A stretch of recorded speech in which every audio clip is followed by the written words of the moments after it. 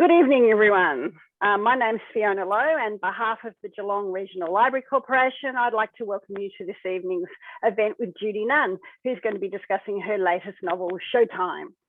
The Geelong Regional Library Corporation acknowledges the Wadawurrung and the Eastern Maar original owners on the lands on which their library services operate. They pay respect to the Wadawurrung and the Eastern Maar elders past, present and emerging. They acknowledge and celebrate the First Nations people of this land as custodians of learning, literacy, knowledge and story.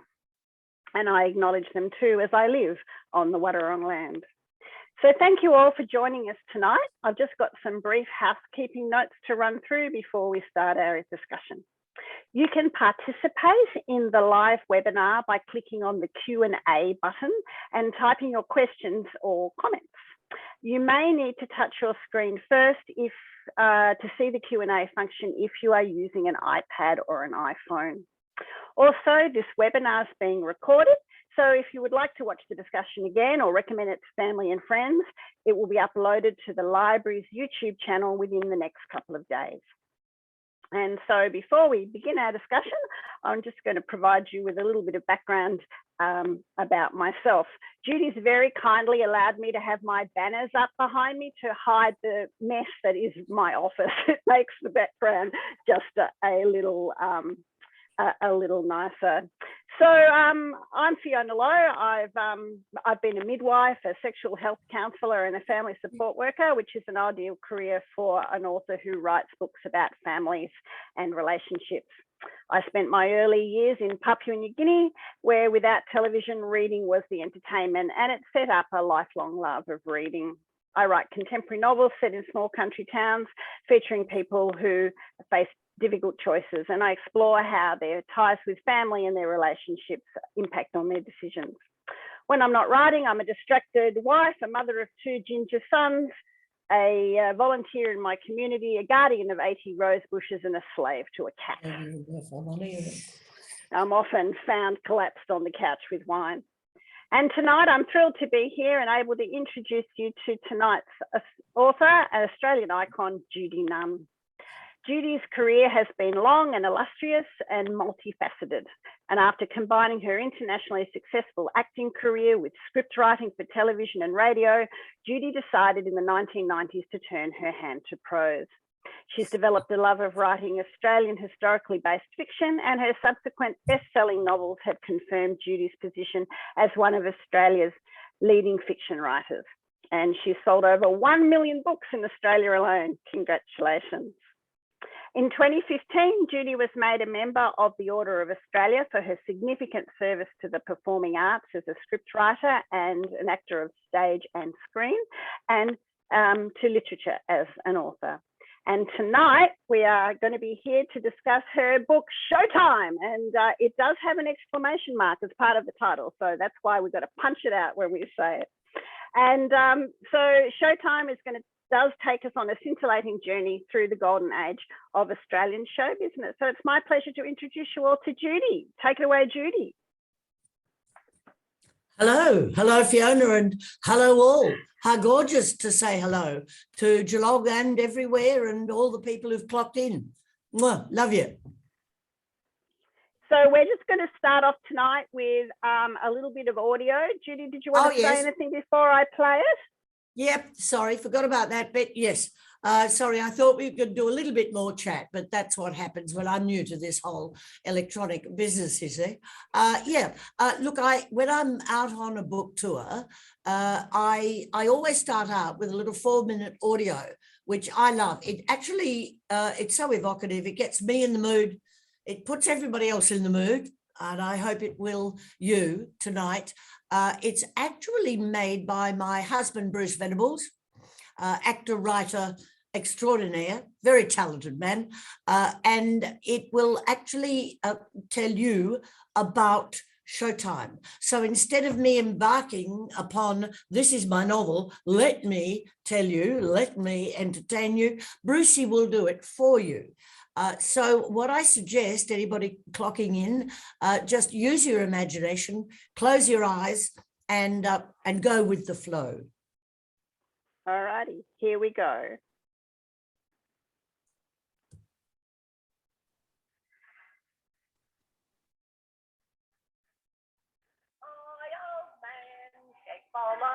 van and don't dilly-dally on the way. I went the van with me own packs in it.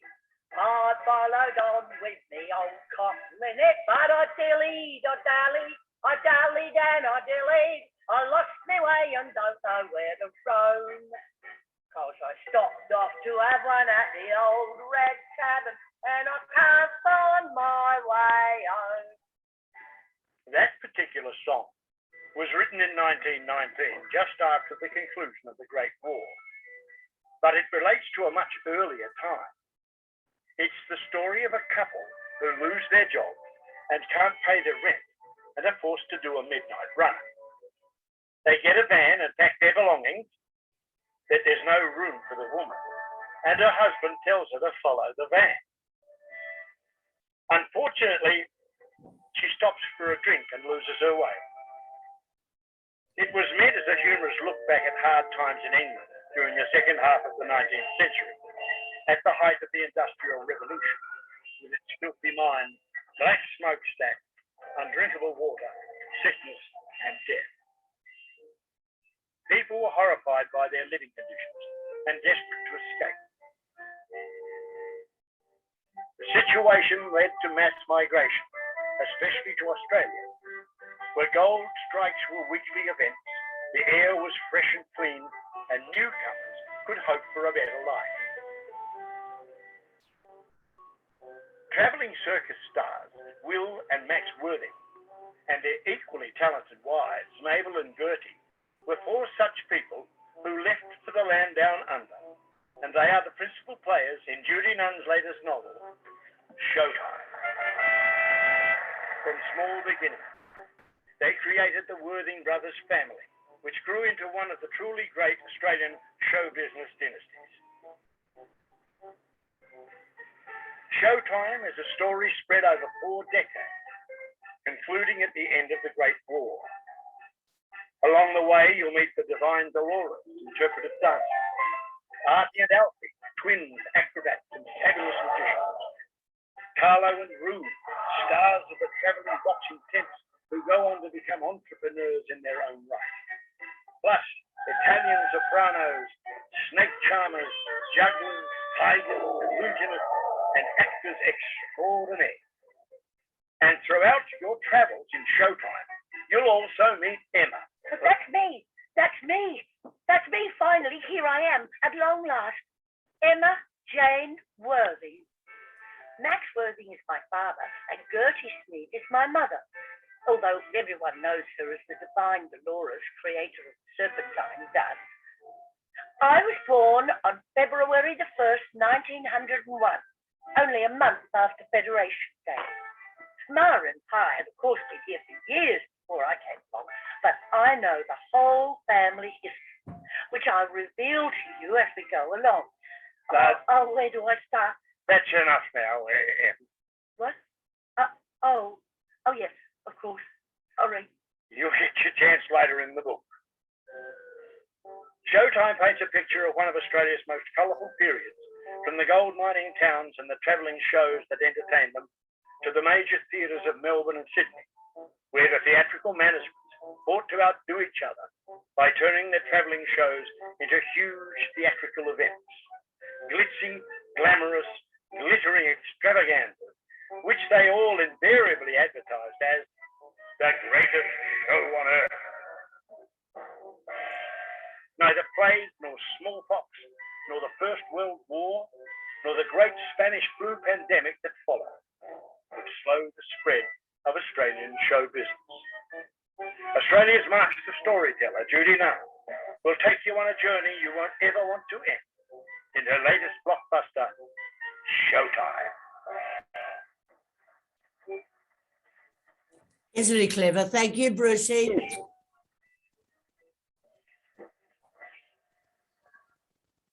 Excellent, and there we have it. So I think this is a fabulous way to set the scene for Showtime, which is a theatre saga that spans about 35 years, taking us from the Victorian gold rush towns, where there was plenty of money to build magnificent theatres, right through to the end of the First World War in 1918. But what I think readers are going to love about this book, Judy, is how you've woven a story around two fictitious families, but you've used real people and real events to surround them. And I'd like to chat about the wordings first, but not about the men necessarily. They always get plenty of airplay. I'd love you to tell us about the two incredibly clever and determined women, Mabel and Gertie. Yeah, well, the Worthing brothers are Max Worthing. Well, the older one is Will Worthing. The younger one is Max Worthing, and their wives are Mabel, Will's wife, and Gertie, who was originally Gertie Smead, who then became the divine Dolores, inventor of the serpentine dance, which actually she didn't invent. It was stolen from somebody else, but that somebody else stole it from somebody else anyway. So everybody stole acts in those days. Now, Mabel is a very capable woman, very creative, but she is behind the scenes.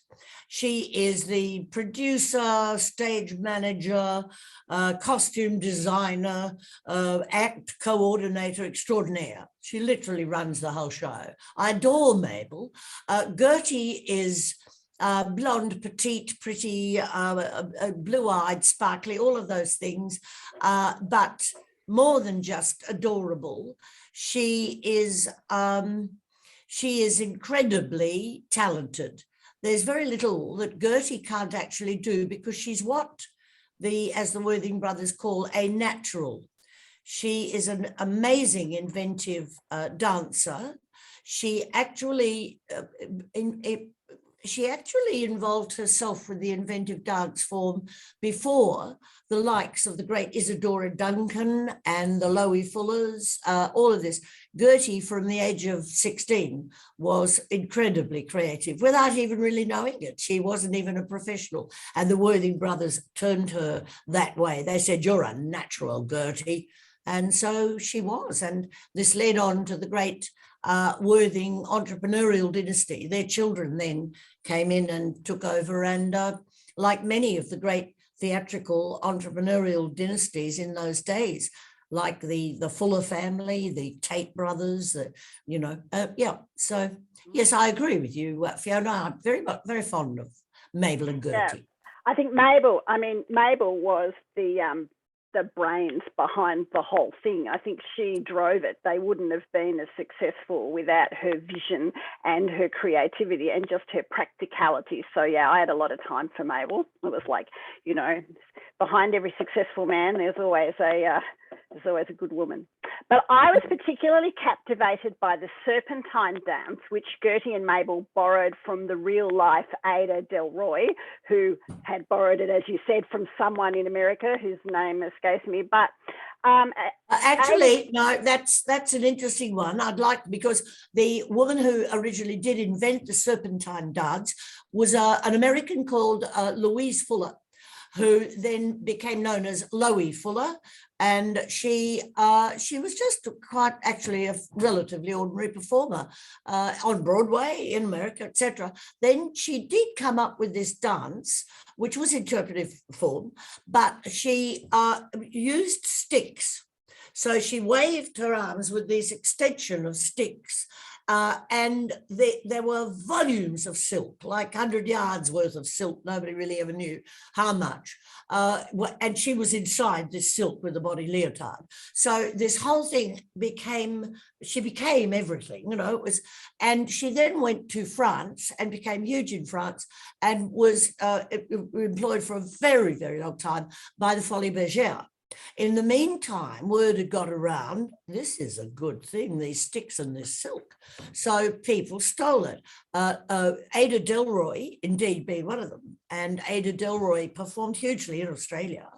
My Gertie saw Ada, and Mabel had the idea to steal that. But the interesting thing about the originator of the serpentine dance, that is Lowe Fuller, is that she got so, excuse me, may I say pissed off, but she got so fed up with all of these people stealing her invention that she went to the American Patent Office or whatever they are that looks after these performers' rights and tried to have it patented and like sue everybody else and make it impossible for anybody else. They said, well, you can't.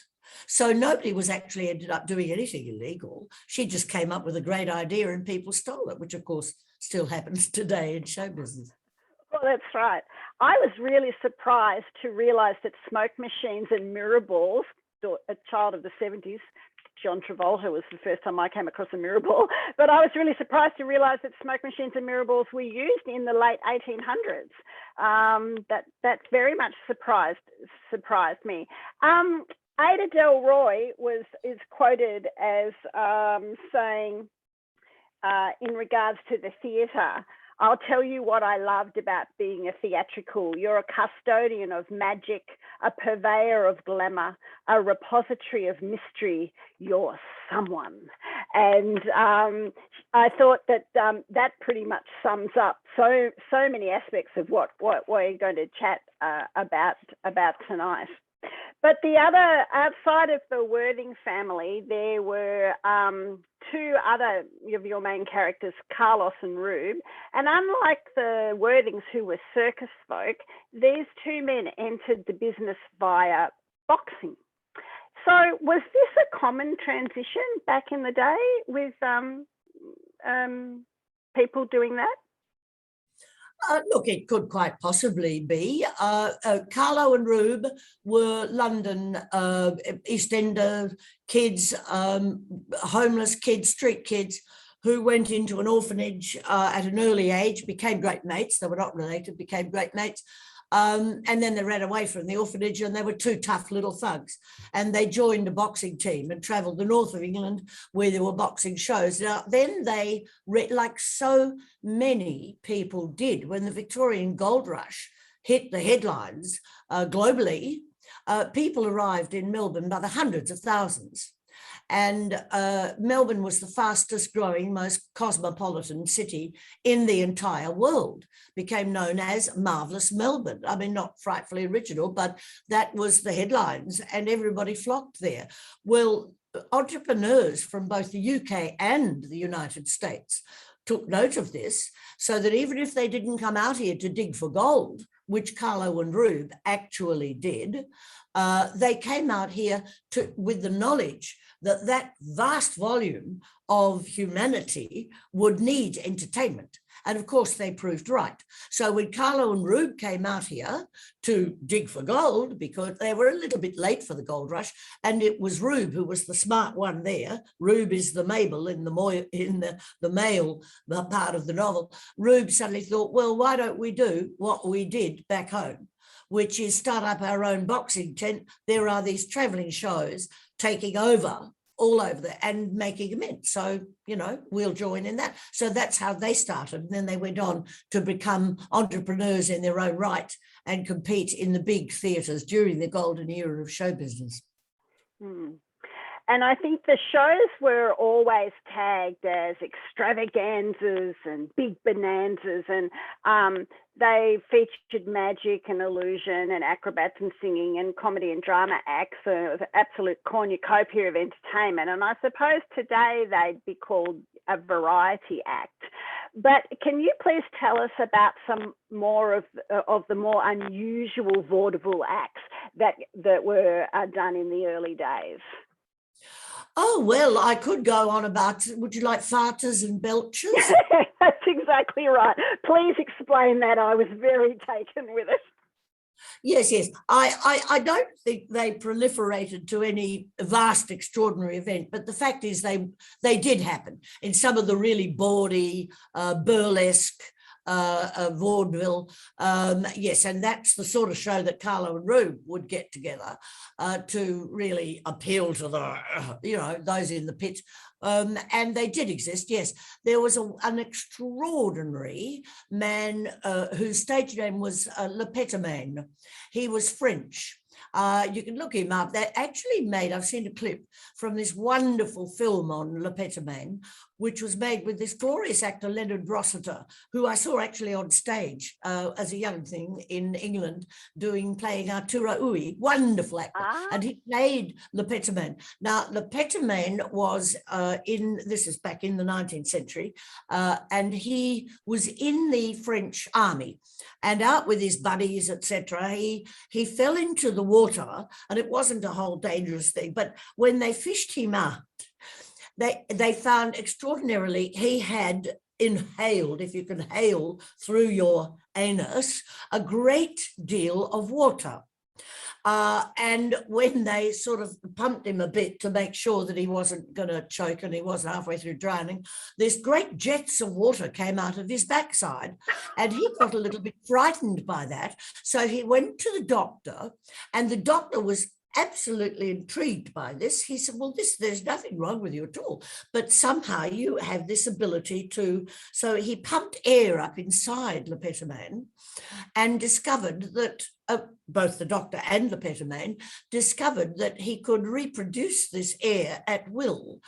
Now, Le Pétomane decided to make a career of it. He discovered not only did he have to be pumped up at all, he could actually inhale air through his anus, and with his own use of his own muscles, sphincters and abdominal muscles, he could fart. He preferred to be called a flatulist. He didn't like to be known as a farter. He was a flatulist, and he was very, very famous throughout the whole of France. And he would fart. Danube, the Blue Danube, or waltzes. People would get up and dance in the aisle. And well, my fellow, very cleverly also, he was a belcher, because there were belchers who could do similar things. Simply inhale and then use their esophageal muscles, etc. too. And he could belch to God Save the Queen, which meant he always got a standing ovation. Very clever. God Save the Queen.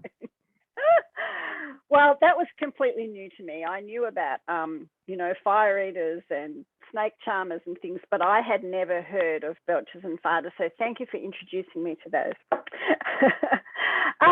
One of the strong themes that comes through in the book is how the English settlers adopted their new country and incorporated some very Australian things into their acts.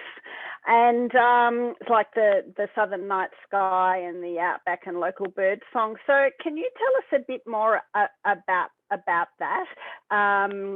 Because there's a lot of beautiful imagery in the book about the Australianness of it, with the magic lantern and things like that. Oh, well, the magic lantern was a hugely used artificial sort of effect used before film or anything came into being, and they used some back projection, but magic lantern, yes, that was used a great deal. The Fuller family literally introduced that to Australia.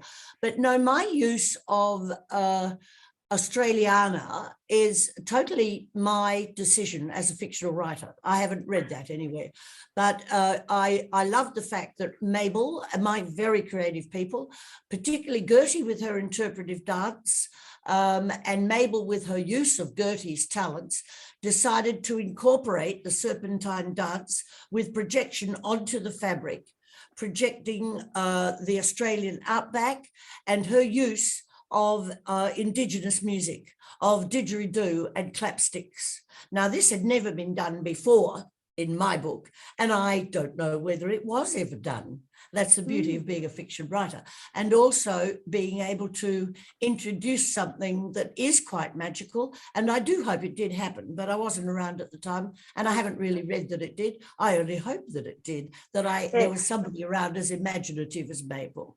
That's true. I only asked because at the turn of the century, in the 1900s, the Australiana folk art was huge. So a lot of local town halls, things were decorated with a lot of Australian settings and flowers and trees. And it was a big shift, because before that we had been very British centric. So to start acknowledging that the Australian bush was in fact attractive. So I did wonder if that was all connected. Anyway, part of the appeal of theatre is stepping into a new and magical world. And from the front of house perspective, the punters only see the glitz and the glamour and revel in the comedy and the drama. But sometimes there's a lot more drama off stage than on stage. And I was wondering if you could tell us a bit about the reality of theatre in those days. Were there any dangers? Oh, there were terrible dangers. I mean, like, if you even look, I mean, today, so much about theatre hasn't really changed, particularly when you look at superstitions. They still abound. One of the major dangers, and it is now not absolute rule, things like, you know, you don't mention the name of the Scottish play being Macbeth, because already quote from Macbeth, because Shakespeare evidently placed the real witches, the curse of the witches on the heath was actually a real curse. So, you know, Macbeth is always cursed. But another beaut one, when you talk about dangers backstage, I mean, no whistling. There is to be no whistling anywhere in the theatre. Well, backstage, on stage, dressing rooms, anything. The reason for that was because in the old days, very heavy scrims and backdrops were flown in from the flies, that is the area way above the actors' heads, etc. And they use counterweights and haul up great big ropes, etc., to haul these weights and backdrops up and down. And the signals used between the stagehands up in the fly, stagehands in the wings hauling on the hawser ropes, etc., they used to use whistles. In exchange, you know, so that if you whistled inadvertently and somebody took it as a signal, you could end up, you know, smashed on the head. Things like that.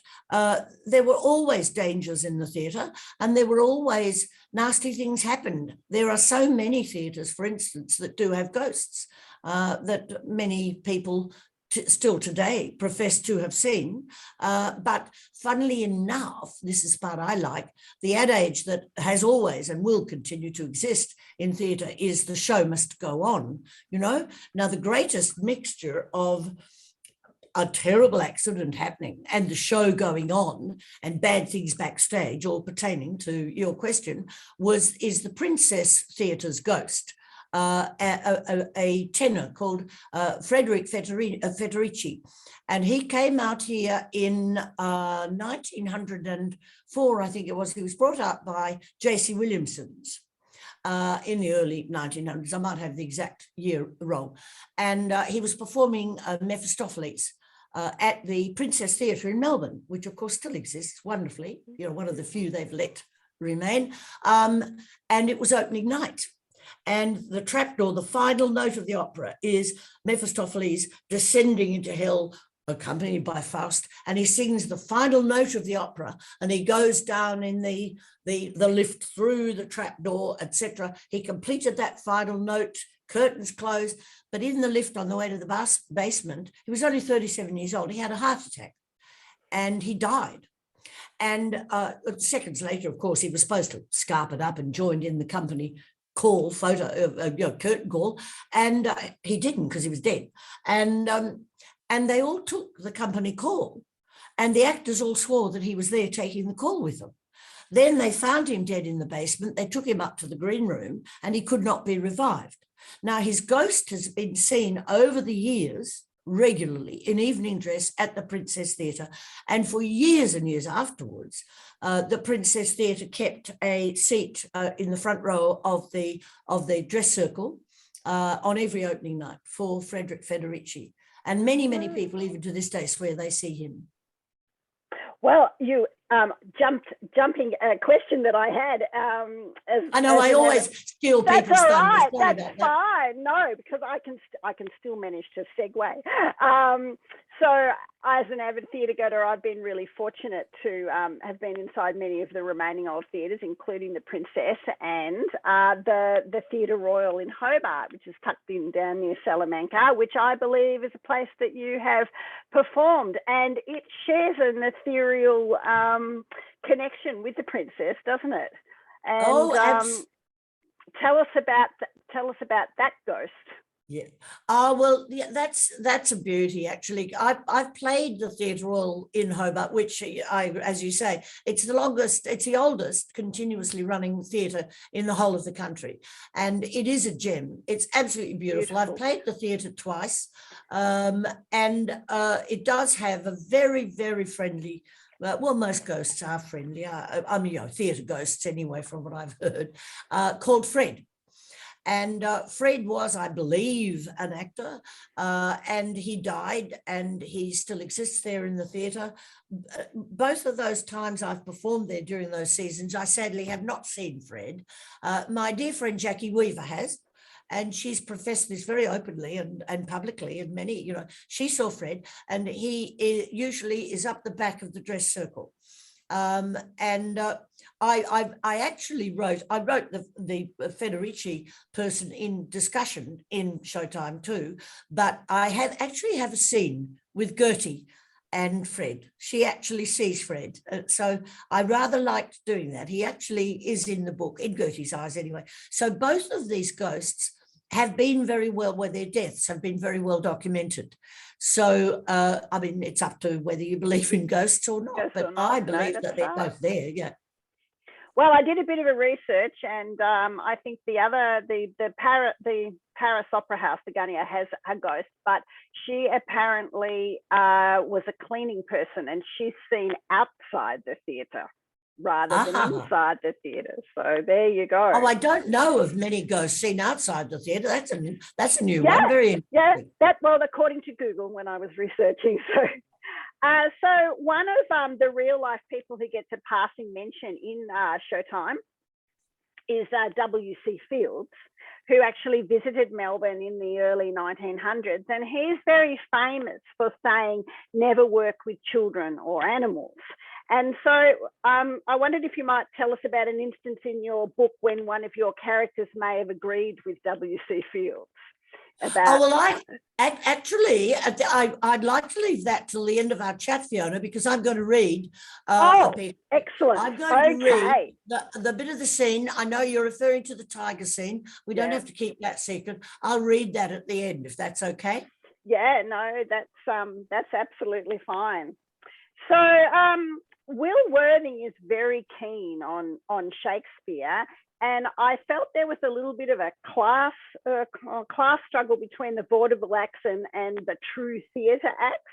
Do you think that snobbery has continued on today in regards to theatre for in the entertainment theatre as opposed to the more serious theatre?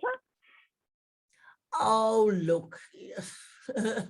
I think there's snobbery everywhere, isn't there? I mean, there's an us and them factor in everything. Oh, you love the opera, I love popular music. I mean, who cares? There is really only one thing, to my mind, that is tantamount in performance, and also, frankly, I think in literature too. I do. I mean, of course, there are great master writers who will, satisfy every need in every reader. There are great master performers who, even if somebody would really rather go and see a review, could be carried away by seeing a great performance of a Shakespearean role. I think the ultimate thing, to my mind, is talent. People are either really talented or they're not. And the other thing, when I bring this into bearing in the book, that I've liked to I'd like to observe is within the theatre, particularly in those early days, when there were acts which these days will be very, very sneered upon. And I even had to put an opening introductory note in the book. Please don't be offended by the use of blackface performance in minstrelsy, or, that this was a very, very popular form of entertainment. Now, the one thing that really existed in the theatre, there was virtually no racism. People didn't care what colour or where you came from. They admired you for your talent. And I think this was very prevalent. And I think there was very little judgment about anything except, well, of course, Will Worthy was very snobby about whether you were talented or not. I mean, he had to admit when he was taken from his great love of Shakespeare to go and see Carlo in this variety act, which he didn't approve of because there were exotic animals in it. Who wants animals in a show? It should, you know, he had to admire the man's talent. So I think that was what the theatre was all really about. And I think that's what audiences admire more than anything. Give me the talent, give me the charisma, you know, give me the show, what it's really all about. Yeah, and I felt that really came across about in your novel about the inclusivity of theatre. It didn't matter where you came from, and you did a wonderful job of introducing us to people from all walks of life and all different countries. And I actually learned a few things about the minstrel, how that actually came to be, and that whole conversation about, you know, who are they actually taking, having a go at. So I found that really quite... That's one of my favourite scenes. That's a real character, Irving Sales, who is a Black American. And he is explaining why he actually doesn't find minstrelsy offensive. I think he's just a very, very clever man, saying, well, we're actually taking the mickey out of the white blokes. We're black fellas pretending that we're white fellas, but we're being buffoons as white fellas. So therefore, who's really laughing at who? I think that is the cleverness of Irving Sales. I don't think that really exonerates minstrelsy or blackface for the really a lot of underlying ghastliness that was there. But what I find very interesting, a further interesting comment about minstrelsy, that when these are the entrepreneurs that came from America, and they brought minstrelsy out, which was hugely popular on the goldfields and throughout the major cities in Melbourne and Sydney. But there were black performers playing in these minstrel, programs, acts, along with the white people, and the black people had to black their faces to be as black as the white people who were blacked up. Now, that in itself is sort of semi-ridiculous, but they were performing brilliantly. Now, the big racist comment here is when the White Australia policy was brought in. 1901, the first act passed by the federal government was the Immigration Restriction Act, which became broadly, immediately known as the White Australia policy. Well, immediately, all these wonderful black entertainers who'd come from America, they were comedians, they were singers, they were dancers, they were extraordinary talents. They didn't dare go home for a holiday, or they wouldn't be allowed back in. And they lived in fear of being thrown out of the country. So I think the racial comment here is against the Australians and the Australian government. And I remember in your novel, Eliana, you also referenced the White Australia policy because some of the cane cutters, the Kanakas, who had lived their entire lives here and had families, were kicked out. So, So absolutely, yes, the whole blackbirding process. Yes, exactly. Yeah, that was a favourite, one of your favourite book of mine, of yours. That's great. So, good. Yeah. So, Judy, I'm just looking at the time and we've got some questions.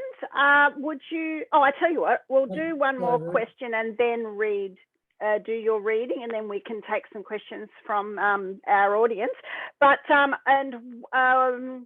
one of them ties in exactly with the one that I had, and that is in regards to, I felt in reading the book that it was a bit of an homage to your love of theatre. And could you tell us a bit about the research that you did for the book?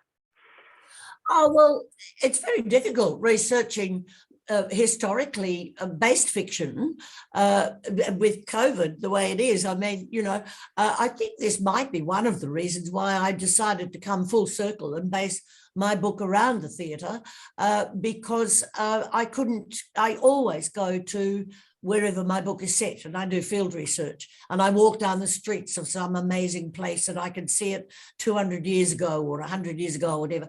Well, I couldn't do that. The book primarily is set in Melbourne, a fair bit in Sydney, and also goes all around the country a bit with travelling shows. But I did live in Melbourne for quite a number of years, both working in the theatre and in television. So I knew Melbourne well, but I couldn't go there and do my field research. So that did make it quite difficult from a basic, walk the streets and envisage point of view. But yeah, I found that even though I'm dealing in a historical period well before my time, that is the 1880s to end of World War I, the essence of theatre hasn't really changed all that much, nor have the people who inhabit it. The feel remains the same. So as I came to know my characters and my characters took over my life, they were very, very familiar to me, and that was a great help. Yeah. So what happens on the road stays on the road is still a mantra today, is it? Oh yes, I think the rock and roll industry and the travelling bands feel that they invented that. What stays on the road, what happens on the road stays on the road. No, I think that was a well-known factor way, way back. So if somebody wants to say, I think you stole that from the rock and roll bands, I'll say, no, I reckon the rock and roll bands stole it from the early period. Yeah. All right, terrific. Well, before we take questions, would you like to read us a section of your book? I'll let you do the intro into it. Okay, all right. I'll read the bit that you mentioned about the tiger. Okay. Right, now, the setup is it's 1899 and the big show bonanza is currently performing at the Princess Theatre in Melbourne.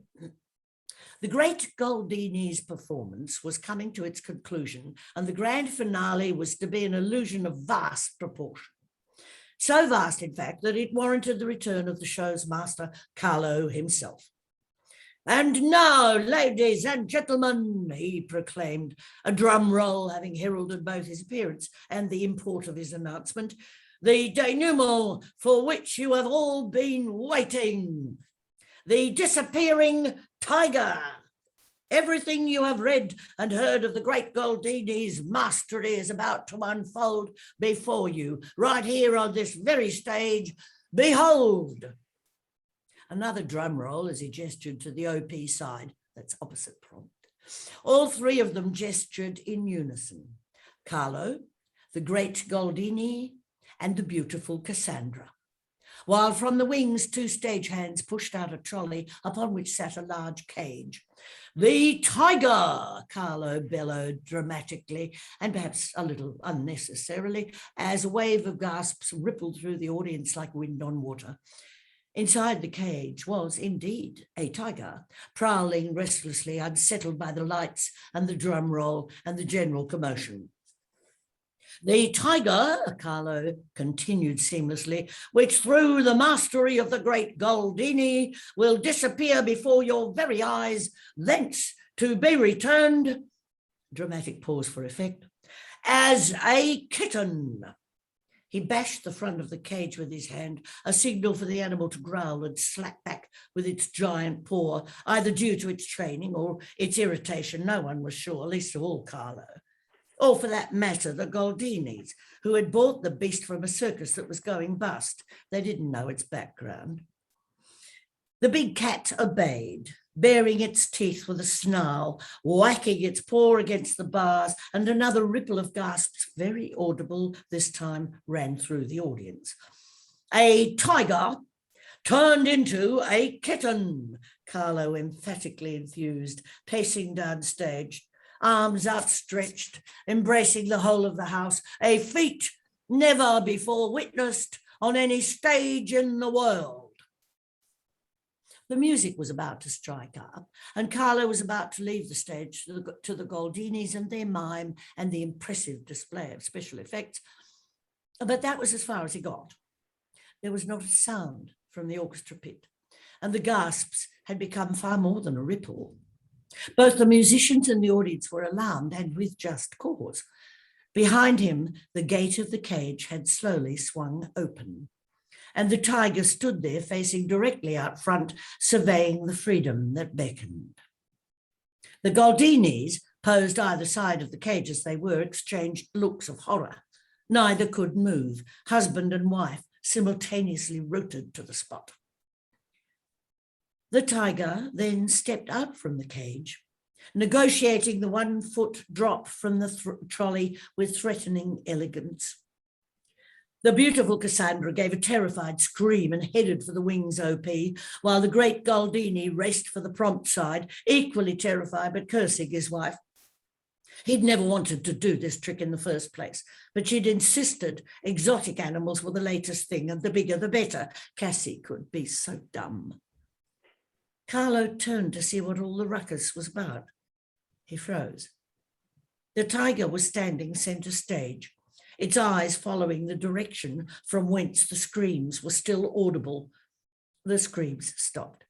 Someone had shut Cassie up. The tiger turned its attention to the next distraction, which was Carlo. It took a step towards him, then paused, yellow eyes unblinkingly fixed upon this creature of interest.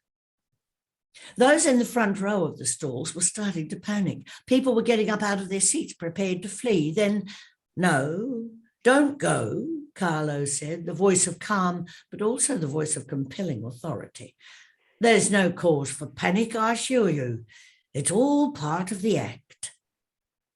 And they believed him. They sat back down in their seats. The musicians in the orchestra pit knew better. Being the professionals they were, however, they did not disrupt the performance, choosing instead to quickly and silently steal away. Carlo was left to put on a show. He faced the tiger. "Here, Kitty," he said. "Here, Kitty, Kitty." And incredible as it was, there were laughs from the house. Nervous laughs, perhaps, but laughs nonetheless. So far, so good, he thought. Adrenaline coursing through his veins, he had them under control. He took off his tailcoat and, holding it out in front of him like a cape, he adopted a matador pose. "Toro," he said. "Toro, Toro." He didn't dare jiggle the coat, as a matador might his cape, for fear of agitating the beast, but this was showtime. He had to make things entertaining. The tiger, totally focused upon Carlo and perhaps intrigued by the coat, started to pad very slowly towards him, intent upon investigating. Carlo equally slowly backed away. "Toro, Kitty, Toro," he said. The mention of Kitty didn't raise a laugh this time, the audience holding its collective breath, not daring to break the moment. As if in slow motion, man and beast circled the stage, Carlo cautiously backing, the tiger following. Or was it stalking? Was it at any moment about to pounce? At one point, Carlo, in his determination to entertain, gave the coat a small jiggle, and the tiger swiped a huge paw at it, a shared gasp from the audience, a very taut moment. No, he decided he wouldn't try that again. But the tiger did seem intrigued by the coat, Carlo realised. "Tigers and kittens are very closely related," he said, keeping his voice calm in order not to excite the beast, but making sure at the same time it reached well out into the auditorium. The acoustics at the Princess Theatre were excellent, as he knew. "They're all just the same, really," he went on. "It's only a matter of size, wouldn't you agree? Here, Kitty," he called once again, the coat still held out at arm's length. "Here, Kitty, Kitty." No laugh, but he hadn't expected there would be. The circle was nearly completed now. They were back to the cage. Beside him was the open gate. Did he dare? He backed a step or two further. The tiger was beside the open gate now. Yes, he decided. He did. Carlo jiggled the coat more vigorously this time, and as the tiger once again swiped at it, he quickly pulled his arms into his chest, the animal's paw missing him by inches. Then in one swift action, he hurled the coat into the stage and stood facing the tiger, wondering which option would find favour.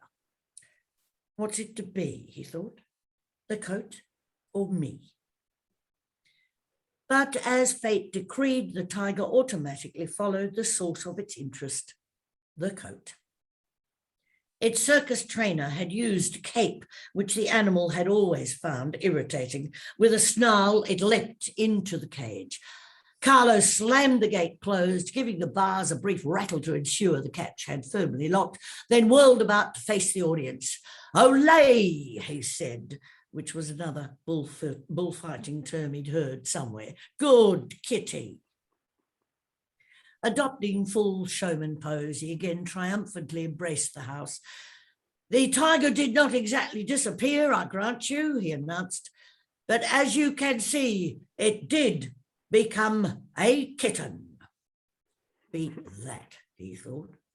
And he took his bows to thunderous applause, while behind him the tiger, now slumped on its belly, ripped into the tailcoat, tearing it to shreds.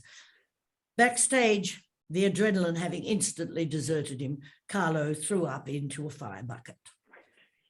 End of tiger story. Thank you very much for sharing that. That's wonderful. So we have a few questions, Judy. Megan Patton asks, how long does it take you to write a novel? Oh, well, Megan, yes, 2 years. I'm a 2 years gal. It's about, 6 months in the thinking, the researching, the field research, all of that. And then about a year in the actual writing, and then 6 months, towards the editing process and, getting it up and out there. So that's it. Okay. So Nina Lysenko says she's listening to the audiobook and she's absolutely loving it. And she says the fire and walking the wire is a new one. I loved listening to you also. So Judy, did you narrate the audiobook? No, I didn't. It was narrated by a good actor mate, chum of mine, John Derham, who has narrated several of my books, and he's very, very good. We've acted together, John and I. But there is something different about this book, which I've rather enjoyed doing as a writer. There is the third person narration where the characters are enacted, and in this case, in the talking book, acted by the narrator. To the reader, of course, they're all part of the narrative in third person. And I have another character, it's Emma Worthing, the daughter of Max and Gertie, who actually relates directly to the reader, and it's written in first person. So there's a character in this book who is a one-on-one. So she doesn't narrate the book. She comes out of the book. She walks through the fourth wall, as we talk about in the theatre, when somebody talks directly to an audience, they're coming out through the fourth wall. And I thought that would be a good idea for me to be Emma in the book. She only really narrates or talks for about, I'd say a tenth of the book really, but she's certainly there. Yeah, absolutely. So Craig and Phil want to know whether researching and writing about show business, did it inspire you to want to return to the theatre or television again? Oh, theatre and television are vastly different, by the way, yeah. But I mean, performing, you're performing, absolutely. Look, I would still say the theatre is my great love as a performer, certainly, but it's bloody hard work. It really is. It's far harder work than telly. And also, it is so completely time consuming that I wouldn't have time to continue writing my books. If somebody gave me a really beaut guestie in a gorgeous, movie or telly, well, I'd probably be up for it. I have knocked back some offers of interest for the theatre for that very reason that I just said. But no, you see, the thing is also, Fiona, when I'm out on the road doing my events, I'm performing every time. It's a one-woman show. So I'm still using my whole training background. In a sense, I can't help it. It's just there. Mm-hmm. So Carol says you talk about real talent, but she wants to know, what about luck? Oh, good one. What about luck? Oh, yeah, of course there's luck. That's a very interesting one, actually, because I have always said to young people and also to the parents of young people, those stage and telly mums who come up and say, oh, look, I want my daughter or my son to get on telly or get into the theatre or become an actor, all of this sort of stuff. And you think, oh, get a day job, whatever you do, don't be too. But I always say, no matter how beautiful somebody might be, or even indeed how talented, or dare I say how lucky. Luck will, yeah. The main thing I think that it will get somebody on in this chosen area is hunger. In other words, you really focus and you really want to get it. So then if you get a lucky break, you work on following that through. That lucky break won't see you through the rest of your career. No, I don't believe that. It'll get you up there and out in the front, and then you work at it. Or if you're starting from the bottom and taking a long time to get up there, you remain hungry and you remain focused. Nothing is easy in the acting industry, nothing. No. Excellent. And Katie writes, thank you for being so entertaining and joyful, Judy. She says, how have you kept yourself entertained during the past 18 months? I hope Bruce hasn't driven you crazy. Oh, look, Fiona, I'm very, very lucky. I have a husband who really does make me laugh. My first book, The Glitter Game, I actually dedicated to Brucey. I said to my husband, Bruce Venables, who makes me laugh. Okay, so now this is 30 years of storytelling. As Penguin Random House are finally putting out there, I mean, finally, not finally, finally, I love it. I think it's wonderful. I adore them. And they're saying 30 years. Well, 30 years later, he's still making me laugh. So we're very fortunate. Oh, that's wonderful. So, well, we've answered all the questions that have been asked. So, thank you very much. So it's been excellent and a terrific spending the evening with you. I just want to let everyone know that Showtime is available to borrow from the Geelong Regional Libraries in hard copy as well as ebook.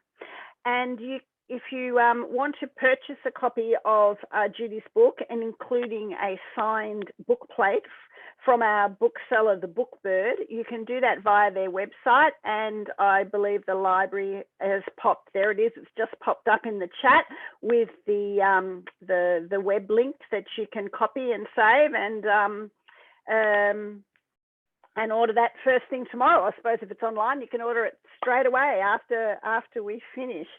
So, Judy, would you like to wrap up, and anything else you'd like to add before we say goodnight? Oh, well, no, not that I can think of, Fiona, just to say I'm really chuffed that, you know, people have fronted up, and it's lovely, weird though it may be for me, you know, normally out there with a live audience, which of course the actor in me just adores. So I hope everybody has had a good time, found it interesting, and my great thanks for being an audience that unfortunately I can't see, but love you all. They were all here and they were all attentive, asking lots of questions. Lovely. So thank you very much, everyone, for coming. And on behalf of Geelong Regional Libraries, thank you for joining us, and good night. Not all.